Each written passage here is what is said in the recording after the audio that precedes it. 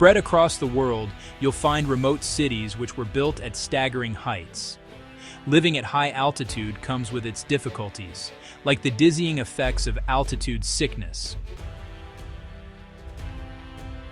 To reach these high-up cities, you'll have to take on narrow, winding roads up steep mountain terrains.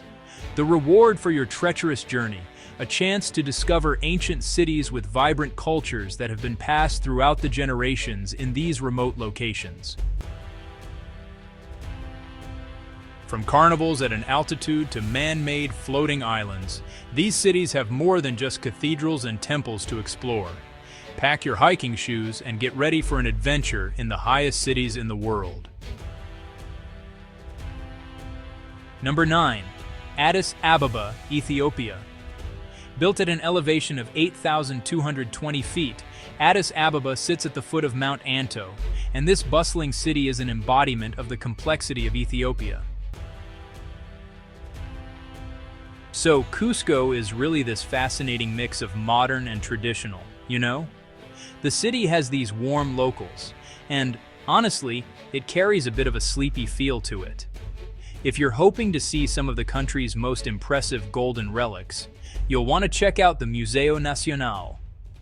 And, well, you can just wander around some of the city's famous landmarks, like the Cathedral Metropolitana and the Iglesia de la Compañía de Jesús in the Old Town. Catch a bus to the Van del Panipio, which is this giant angel statue that totally towers over the city. There are just stunning panoramic views from the top. Number 6, Cusco, Peru. Cusco is a vibrant city in the Andes that sits at a dizzying 11,152 feet. Built at the west end of the Huetana Valley, it's right near the Sacred Valley of the Andes. This ancient city was once the capital of the Inca Empire. The name actually comes from the Quechua word Cosco, which means, kind of interestingly, navel of the world. Spanish conquistadors took control of the city in 1533, but you can still see Inca foundations throughout the streets today. The city's geography makes it the starting point for many of the old Inca trails, like the arduous multi-day Salanti trek to Machu Picchu. And you'll find colorful markets, cobblestone streets, and buildings that mix Inca and Spanish colonial styles. Bustling with life, the local markets are definitely a highlight of Cusco. Make sure to visit the Mercado Central de San Pedro and maybe stop for a cheap menudilla around the back of the market hall. Number 5. La Paz, Bolivia. La Paz is built right into the surrounding red brick mountains at a staggering 11,942 feet. The city is super close to the eastern split of the Altiplano region.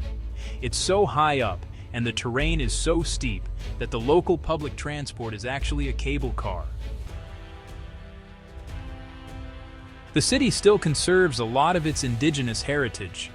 Locals, adorned in brightly colored traditional attire like wide skirts, bowler hats, and ponchos, wander through the steep streets.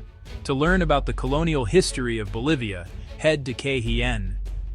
4 of the colorful colonial buildings along the street are museums packed with insight.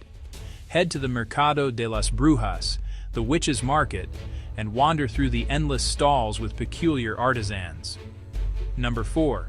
Lhasa, China. Built at 12,001 feet, the city of Lhasa was built in the center of the Tibetan Plateau. This is the largest and highest plateau in the world. The city is surrounded by staggering mountains that reach up to 18,000 feet. Officially a part of the autonomous region of Tibet, Lhasa has been the epicenter of Tibetan Buddhism for over a millennium. Its name translates to the place of the gods, showing the extent of its religious significance. One of the most wondrous things about Lhasa is the Potala Palace that rises high above the city. Number 3. Oro, Bolivia. Wander around the old Tibetan quarter and capture the essence of Tibetan life. Visit the Jukdong Temple next. It is here that the wafts of incense, tired pilgrims, and butter lamps capture the region's long-standing traditions. Built at a shocking 12,159 feet, the city has more to offer than just mountain views. The city is located on the Altiplano, which is the largest high plateau outside of Tibet. Amazingly, the Altiplano starts in southern Peru and extends some 600 miles to southwestern Bolivia. The Spanish founded Oruro in 6006 as Real Villa de San Felipe de Austria. Back then, it became a major hub for silver mining. The city grew wealthy from the mines during colonial times, but lost some importance when silver production dropped. Wander through the streets of the historic center where some of the finest colonial architecture still stands. Then visit the Cathedral Basilica de la Virgen del Sorbonne that dates back to the 18th century. Oruro is famous for its carnival celebration, which draws visitors from around the world. You can still see the historic mining influence throughout the city's architecture and culture. Hallelujah. Number 2. Puno, Peru. At 12,530 feet, the city of Puno was built on the high-altitude Collao Plateau, towering over Lake Titicaca. Incredibly, the city sits 140 feet higher than the top of Mount Fuji.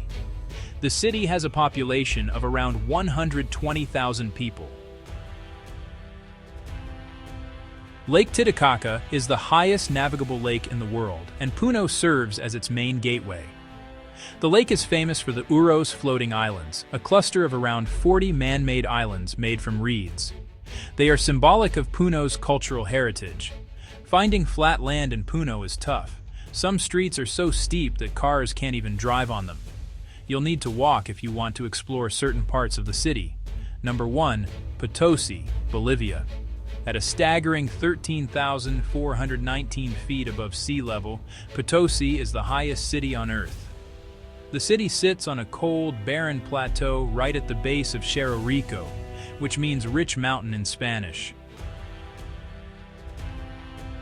This mountain earned its name from the massive amounts of silver hidden inside it. Thousands of mines cut through the mountain like a honeycomb. With a local guide, you can visit the old Cerro Rico mine and hear firsthand about the hardships of working here. The city became incredibly wealthy during colonial times because of its silver mining industry. Today, Potosi struggles more economically, but mining still plays a big role in the local culture. The mountain and the city share a long history that goes back centuries.